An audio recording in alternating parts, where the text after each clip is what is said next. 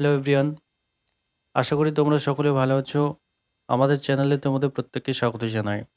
তোমরা যারা ক্লাস 11-এর দ্বিতীয় সেমিস্টারে পড়াশোনা করছো, তাদের সামনে পরীক্ষা রয়েছে। আমাদের পরীক্ষা সাধারণত হবে এসএ কিউব টাইপ কোশ্চেন এবং কিছু রচনাধর্মী অর্থাৎ 5 নম্বরের কিছু কোশ্চেন। আজকের ভিডিওটি সাধারণত তোমাদের এডুকেশন সাবজেক্টের যে শিক্ষার ইতিহাস রয়েছে, সেই শিক্ষার ইতিহাসে যে প্রাক স্বাধীনতা যুগের ভারতীয় শিক্ষা ব্যবস্থা রয়েছে, সেখান থেকে কিছু গুরুত্বপূর্ণ এসকিউ টাইপ কোশ্চেন নিয়ে উপস্থাপন করা হয়েছে। এই কোশ্চেনগুলো সাধারণত গুরুত্বপূর্ণ যে সমস্ত টপিক রয়েছে তার উপরে ভিত্তি করে প্রশ্নগুলো করা হয়েছে, যেগুলো তোমাদের পরীক্ষায় আসতে পারে সেই কথা বিবেচনা করে।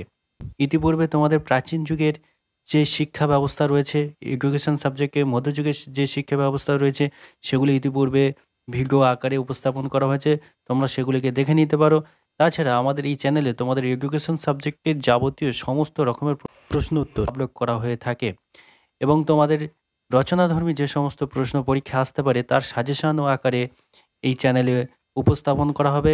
তাই চ্যানেলটিকে সাবস্ক্রাইব করে অবশ্যই থাকবে, যাতে এই ভিডিওটি তোমাদের কাছে যায় এবং পরীক্ষার জন্যে সবচেয়ে ভালো একটা প্রস্তুতি তোমার।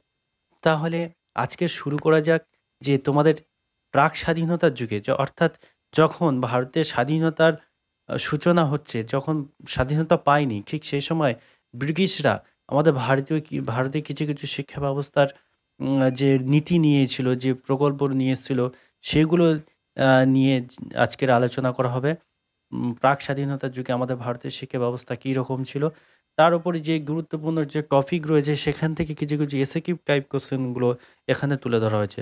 তোমরা মনোযোগ সহকারে দেখবে, পারলে তোমরা খাতায় নোট করে রাখো, কিংবা তোমাদের যে সাজেশানটা রয়েছে, যে সাজেশানের যদি প্রশ্ন উত্তর তোমরা খুঁজে থাকো, এখান থেকে তোমরা অনেক অনেক উত্তর পেয়ে যাবে। কত সালে প্রবর্তিত হয় সনদ আইনের দুটো গুরুত্ব লেখো।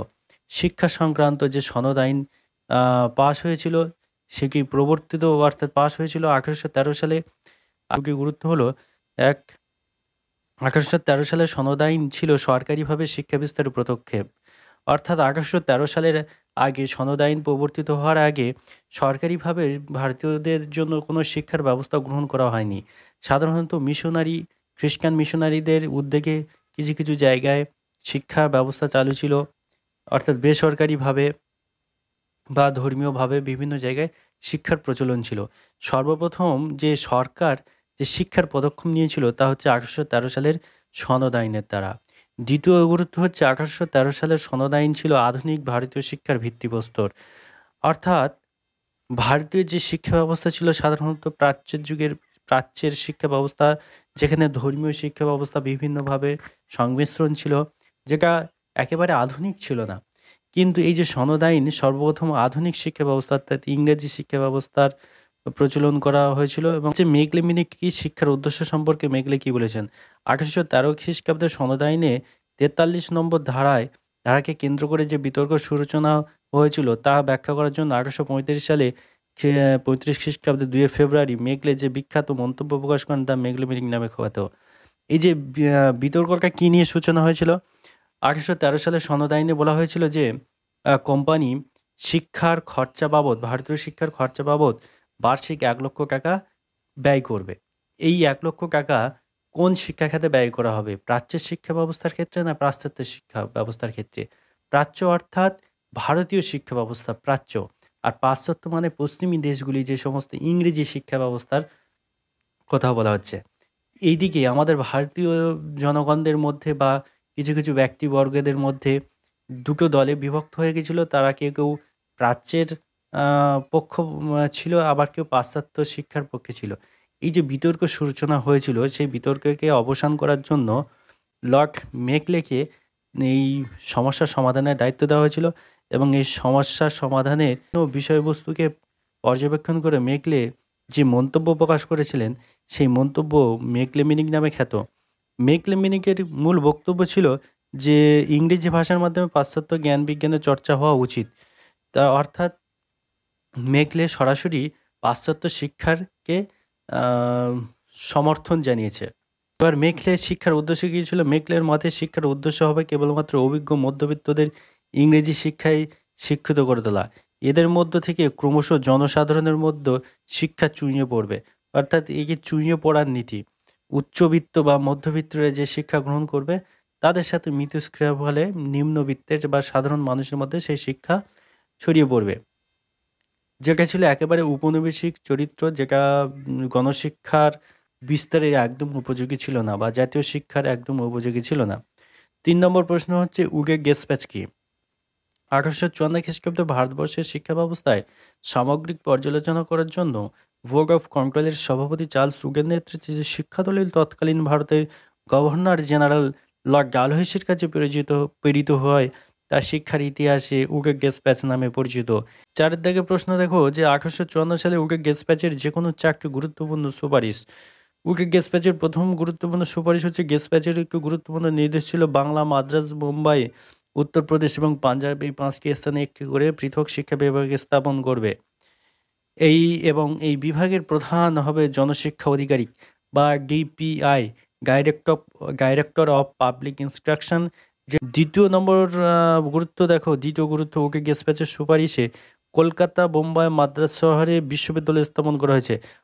3 নম্বর প্রশ্ন হচ্ছে বেসরকারি শিক্ষা প্রতিষ্ঠানের আর্থিক সহায়তার জন্য গ্রান্ট ইন এড প্রথার সুপারিশ করা হয়। এই গ্রান্ট ইন এড প্রথা ছিল যে কিছু সরকারি শর্ত পূরণ করতে পারলে তাহলে সেই সমস্ত বেসরকারি শিক্ষা প্রতিষ্ঠানগুলি সরকারি সুযোগ সুবিধা পাবে। নম্বর হচ্ছে জনশিক্ষা বিস্তারের জন্য প্রতিটি জেলায় প্রয়োজনীয় মাধ্যমিক শিক্ষা প্রতিষ্ঠান এবং মাতৃভাষায় শিক্ষাদানের সুপারিশ করা হয়। 5 নম্বর প্রশ্ন দেখো যে ম্যাগনা কাটা কি?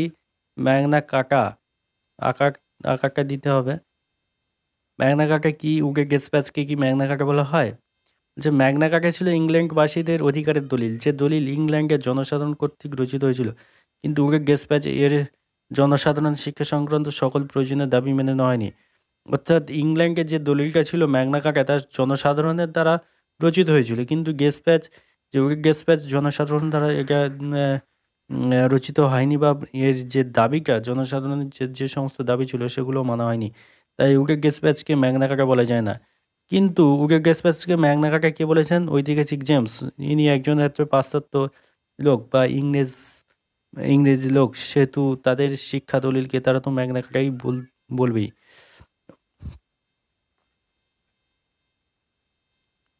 6 নম্বর প্রশ্ন হাঙ্গার কমিশনে এ কোর্স ও বি কোর্স বলতে কি বোঝো? হাঙ্গার কমিশনে মাধ্যমিক শিক্ষার পাঠ্যক্রমকে দুটি স্তরে ভাগ করেছেন, এ কোর্স এবং বি কোর্স। যেখানে গতানুগতিক তত্ত্বমূলক বিষয় থাকে, যার সর্বশেষ প্রবেশিকা পরীক্ষা, তাকে হচ্ছে এ কোর্স বলা হয়। অর্থাৎ এ কোর্সে শুধুমাত্র পড়তে হবে, এখানে কোনো ব্যবহারিক প্রয়োগ নেই। বি কোর্সে কি বলা হচ্ছে যে বি কোর্স বলতে বোঝায় যেখানে ব্যবহারিক জীবনের উপযোগী বৃত্তিমূলক বিষয় থাকে, সেখানে সেই পাঠ্যক্রমকে বলা হয় বি কোর্স।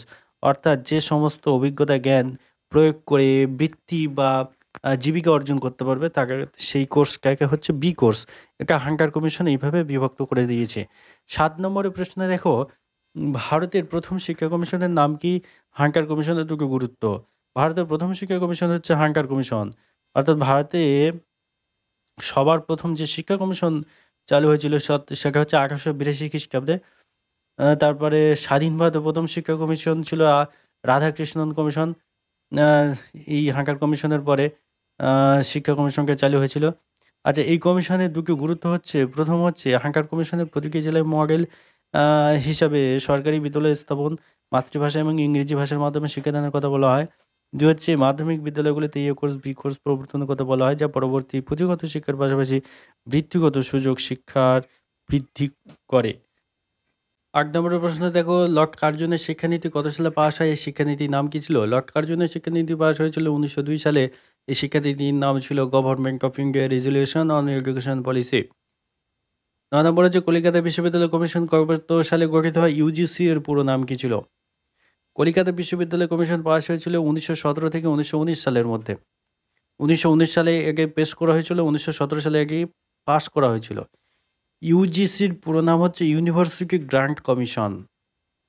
10 নম্বরে দেখো প্রশ্ন স্যাগলার কমিশনের সুপারিশ অনুযায়ী ইন্টারমিডিয়েট স্তর কমিটিকে বলা হয়েছে সার্জেন্ট কমিটি কার নেতৃত্বে গঠিয়েছিল? স্যাগলার কমিশনের সুপারিশ অনুযায়ী ইন্টারমিডিয়েট স্তর বলতে বোঝানো হয়েছিল একাদশ ও দ্বাদশ শ্রেণীকে। সার্জেন্ট কমিটি গঠিত হয়েছিল স্যার জন সার্জেন্টের সভাপতিত্বে। 11 নম্বর প্রশ্ন দেখো সিএবি এর পুরো নাম কি? সিএবি কার সভাপতিত্বে গঠিত হয়েছিল? সিএবিই এর পুরো নাম হচ্ছে central advisory board of education. এটি গড়ে উঠেছিল স্যার জন সার্জেন্টের নেতৃত্বে। 12 থেকে প্রশ্ন সার্জেন্ট পরিকল্পনার মাধ্যমিক শিক্ষা বিষয়ে যে চাকরি সুপারিশ, যে কোনো চাকরি সুপারিশ, অনেকগুলি সুপারিশ করেছিল, তার মধ্যে যে কোনো চাকরি সুপারিশ আলোচনা করার কথা বলা হয়েছে। প্রথম সুপারিশ হচ্ছে শিক্ষার মাধ্যম হবে মাতৃভাষা এবং ইংরেজি ভাষাকে বাধ্যতামূলক দ্বিতীয় ভাষা হিসেবে অধ্যয়ন করতে হবে। অর্থাৎ প্রথম ভাষা হবে মাতৃভাষা, সেটা বাংলা, হিন্দি, উর্দু যা কিছু হতে পারে, কিন্তু দ্বিতীয় ভাষা অবশ্যই হবে ইংরেজি ভাষা এবং সেটা বাধ্যতামূলক। দ্বিতীয় সুপারিশ হচ্ছে যে মাধ্যমিক শিক্ষার সময়ের ব্যাপ্তি, অর্থাৎ ব্যাপ্তি ধরা হয়েছিল 6 বছর, অর্থাৎ 11 থেকে 17 বছর বয়স পর্যন্ত শিক্ষার্থীরা এই মাধ্যমিক শিক্ষা গ্রহণ করতে পারবে। 3 নম্বর যে মাধ্যমিক শিক্ষা হবে স্বয়ংসম্পূর্ণ, এই শিক্ষা শিক্ষার্থীদের জীবন উপযোগী জীবিকা অর্জন করতে সহযোগিতা করবে। আচ্ছা, শুধুমাত্র পুঁথিগত হবে না, যেটা ব্যবহারিক শিক্ষার মাধ্যমে শিক্ষার্থীরা যাতে তাদের জীবিকাতে অংশগ্রহণ করতে পারে, সেরকম ভাবে মাধ্যমিক শিক্ষাকে গড়ে তুলতে হবে।